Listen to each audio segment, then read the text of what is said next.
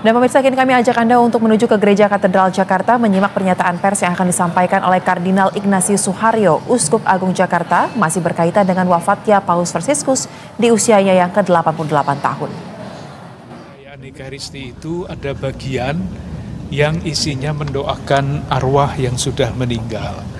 Pasti beberapa hari ini nama Paus Fransiskus disebut sebagai yang sudah wafat. Tetapi tidak disebut lagi di dalam doa syukur agung yang biasanya isi doanya adalah menjaga kesatuan bersama dengan Paus kami Fransiskus dan Uskup namanya disebut.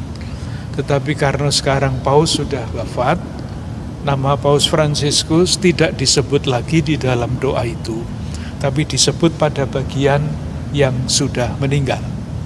Sejauh ini Romo ada yang terkonfirmasi akan datang langsung ke pemakaman Paus Fransiskus di Vatikan? Yang sudah memberitahu saya adalah Bapak Ketua Konferensi Wali Gereja Indonesia. Tentu saja kalau mendapatkan tiket ya, karena ini mendesak sekali. Besok dimakamkan hari Sabtu, itu artinya harus berangkat hari Kamis. Kalau ada tempat di pesawat tentu saja, karena kalau tidak ya nanti terlambat sampai ke sana. Tapi pasti Bapak Uskup Bandung, Uskup Antonius Benyamin Subianto akan berangkat. Romo mungkin boleh diberitahu apa sih peninggalan Bapak Paus Fransiskus pada saat mungkin dia datang ke sini, khususnya di Gereja Katedral? Peninggalannya adalah warisan rohani, warisan yang sangat kaya. Kita semua menyaksikan itu. Saya rasakan khususnya tentu bersama-sama dengan yang lain ya. Misalnya saya sebut ya, panitia penyambutan Paus bulan September yang lalu, itu anggota-anggotanya tidak mau bubar. Karena begitu terkesan dan begitu merasa terberkati dengan menjadi panitia itu, sehingga sampai sekarang grup WA-nya itu masih berlangsung. Mereka menyebut diri bukan panitia lagi karena sudah tidak ada panitia, tetapi namanya alumni panitia penyambutan Paus, misalnya itu. Jadi bisa dibayangkan seperti apa hati mereka yang tergerak. Romo Ulun mungkin bisa lebih bercerita karena beliau adalah salah satu pemegang peran besar di dalam kepanitiaan itu. Yang juga sangat mengharukan adalah kesaksian dari beberapa teman dengan latar belakang iman yang berbeda. Semuanya memberikan kesaksian yang sangat baik.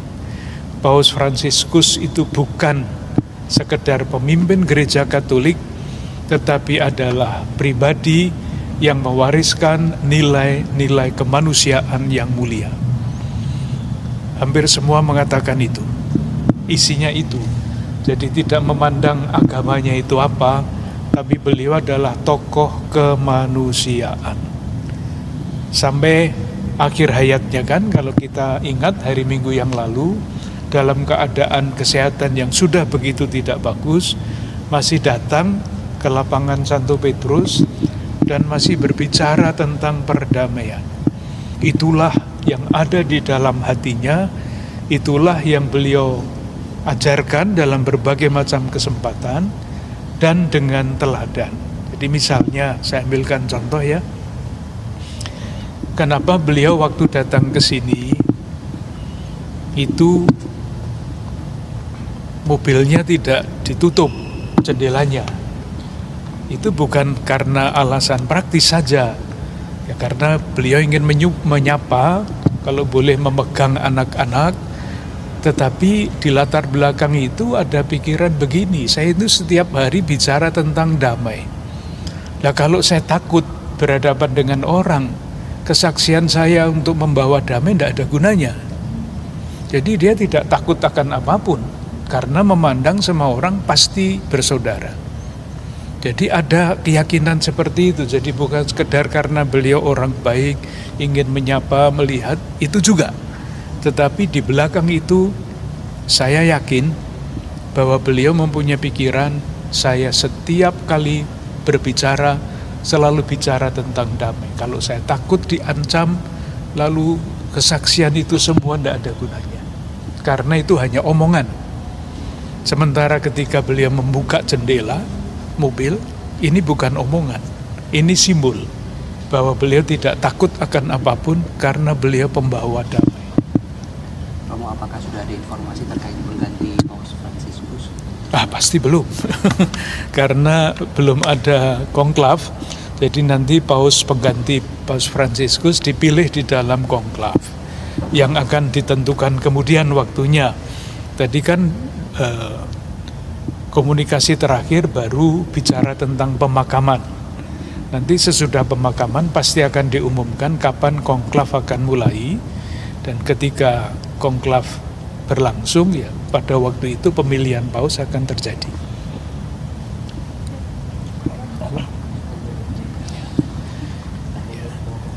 Sekarang atas nama umat Katolik di Indonesia, dengan tulus saya ingin mengucapkan terima kasih kepada Bapak Presiden yang menyampaikan bela duka terhadap berangkatnya Paus Fransiskus. Para pemimpin bangsa kita yang dengan berbagai macam cara juga menyampaikan ikut berbela duka, memberikan kekuatan bagi kami. Semuanya merasa sedih, tetapi kehadiran para pemimpin bangsa, para pejabat sungguh-sungguh meneguhkan keyakinan kami bahwa kita semua diwarisi dengan nilai-nilai kemanusiaan yang pantas kita lanjutkan. Dan mungkin saya berani mengatakan tanggung jawab kita semua warga negara Indonesia adalah mewujudkan harapan-harapan dan cita-cita Paus Fransiskus yang belum kesampaian. Terima kasih. Terima kasih.